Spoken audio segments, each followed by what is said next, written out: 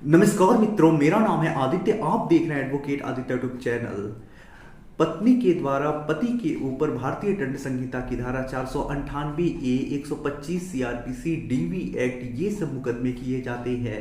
और आमतौर पे जो आज हमें देखने को मिल रहा है वो काफ़ी ज़्यादा फर्जी ये सब मुकदमे पत्नी के द्वारा पति के विरुद्ध किए जा रहे हैं, जिसमें पति काफ़ी ज़्यादा परेशान होता है। और जो सबसे बड़ी परेशानी की वजह बनती है वो 125 सीआरपीसी यानी जो भरण पोषण का मुकदमा होता है वो होता है।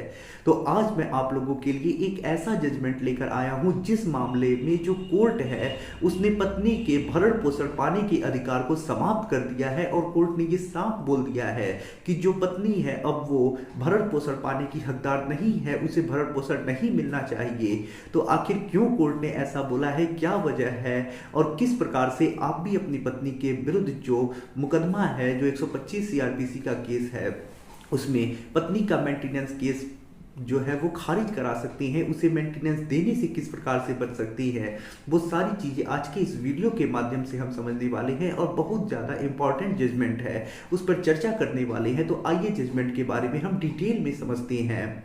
वीडियो में आगे बढ़ने से पहले मैं आपसे कुछ महत्वपूर्ण बातें बता देना चाहता हूँ।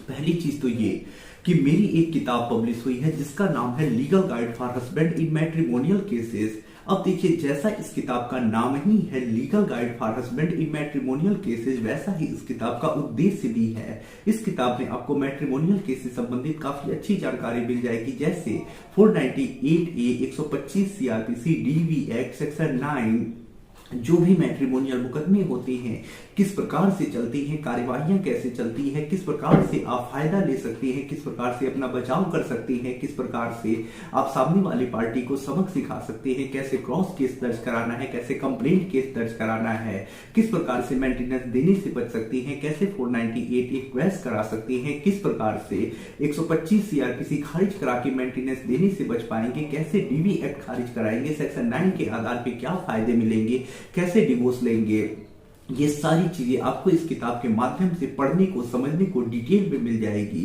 तो यदि आप कोई मैट्रिमोनियल मुकदमा लड़ रही हैं, आपको कोई गाइड करने वाला नहीं है, चीजों को समझाने वाला नहीं है, तो हमारी इस किताब का अध्ययन जरूर करें। किताब का जो मूल्य है वो 600 रुपए है, जिसमें 100 रुपए कोरियर चार्ज है। तो किताब का अध्ययन करने के लिए और जानकारी जुटाने के लिए किताब का अध्ययन करें। किताब को बाय करने के लिए मेरा व्हाट्सएप नंबर स्क्रीन पे दिखाई दे रहा होगा, उस पर मैसेज करिएगा। अगली जो महत्वपूर्ण बात है वो ये है कि देखिए, जो भी हाई कोर्ट और सुप्रीम कोर्ट के लैंडमार्क और लेटेस्ट जजमेंट आती है वो रूलिंग जजमेंट होती है। अब देखिए, इन जजमेंट के आधार पे अगर जो मामला है उस जजमेंट में आपका भी केस वैसा ही होगा तो आप भी फायदा ले सकती हैं। जैसे कोई जजमेंट है जिसमें 498 रिक्वेस्ट किया गया हो या 125 सीआरपीसी खारिज हुआ हो, पति मेंटेनेंस देने से बचा हो, पति को डिवोर्स मिला हो, तो इस प्रकार के जो भी मैट्रिमोनियल जजमेंट आती है या कोई भी जजमेंट आती है, तो जो फायदा उस जजमेंट में मिला है, अगर सेम मामला आपका भी होगा तो उस जजमेंट को रूलिंग के तौर पे लगा के आप भी कोर्ट में फायदे ले सकते हैं। जैसे आज मैं जिस जजमेंट के बारे में बताऊंगा, अगर फर्जी मेडिकल लगा है और साथ ही साथ एफआईआर देरी से भी दर्ज हुआ है, तो आपका अगर ऐसा ही मामला है तो आप इस जजमेंट का यूज करके फायदा ले पाएंगे। तो इस प्रकार के जो भी लैंडमार्क और लेटेस्ट हाई कोर्ट और सुप्रीम कोर्ट के जजमेंट आते हैं, यदि आप उसे पढ़ना चाहते हैं, समझना चाहते हैं, अपने केस में लगा के यूज करना चाहते हैं, तो इसके लिए मेरा एक ग्रुप है, आप इस ग्रुप से जरूर जुड़ जाइए। इस ग्रुप में आपको बहुत सारे इस प्रकार के लैंडमार्क और लेटेस्ट जजमेंट मिल जाएंगे, जिसे पढ़ के आप अपडेट रह सकते हैं, साथ ही साथ अपने केस में उस जजमेंट का यूज करके फायदा भी ले सकती है। तो हमारे इस ग्रुप से जुड़ने का जो चार्ज है वो 500 रुपए है, जिसे आपको वन टाइम पे करना है, दोबारा कभी कोई चार्ज पे नहीं करना है। तो ग्रुप से जुड़ने के लिए मेरा व्हाट्सएप नंबर स्क्रीन पे दिखाई दे रहा होगा, उस पर मैसेज करिएगा। तो ये दो महत्वपूर्ण बातें थी, ध्यान दीजिएगा। तो देखिए, ये जो जजमेंट है वो बॉम्बे हाई कोर्ट के द्वारा आया हुआ एक लैंडमार्क जजमेंट है। और ये जो जजमेंट है वो संजीवनी रामचंद्रा वर्सेस रामचंद्रा भीमराव के केस में आया है। और देखिए, ये जो केस है, ये जो जजमेंट है वो 125 सीआरपीसी से संबंधित है।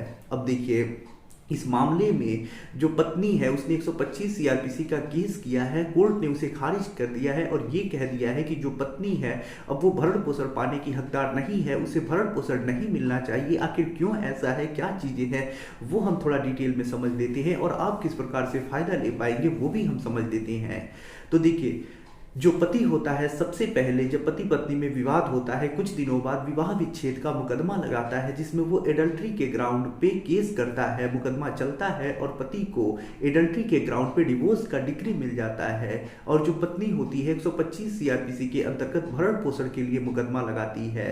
फैमिली कोर्ट में पति को डिक्री मिल जाती है और 125 सीआरपीसी में जब पति अपना जो डिक्री है और एविडेंस है वो लगाता है तो कोर्ट ये कह देता है कि 125 सीआरपीसी की उपधारा 4 में यह प्रोविजन है कि पत्नी अगर एडल्ट्री में है तो उसे भरण पोषण नहीं मिलना चाहिए, और पत्नी का जो भरण पोषण का मुकदमा होता है इस आधार पे खारिज हो जाता है कि वो एडल्ट्री में है और उसकी एडल्ट्री साबित हो रही है तो उसे भरण पोषण नहीं मिलेगा। पत्नी अपील करने के लिए हाई कोर्ट जाती है और वहां पे वो कहती है कि मैं अबला नारी हूं, मुझे मेंटेनेंस मिलना चाहिए, मैं कुछ नहीं कर रही हूं, कोर्ट ने जो आदेश किया है वो गलत किया है।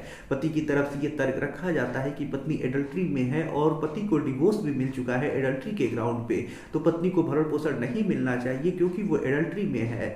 उसके बाद जब कोर्ट दोनों पक्षों की सुन लेता है तो कोर्ट उसके बाद अपनी महत्वपूर्ण टिप्पणी करता है, जिसमें कोर्ट ये कहता है कि 125 सीआरपीसी की उपधारा 4 में ये प्रोविजन है कि अगर पत्नी एडल्ट्री में है तो उसे मेंटेनेंस नहीं मिलना चाहिए। तो ऐसे में यहाँ जो मामला है उसमें जो पति है उसे एडल्ट्री के ग्राउंड पे डिवोर्स मिल चुका है, साथ ही साथ पति के पास ऐसे साक्ष्य हैं जो साबित कर रहे हैं कि पत्नी एडल्ट्री में है, और ऐसे में जो आदेश हुआ है पत्नी का मेंटेनेंस केस खारिज हुआ है वो सही हुआ है और पत्नी को मेंटेनेंस नहीं मिलना चाहिए।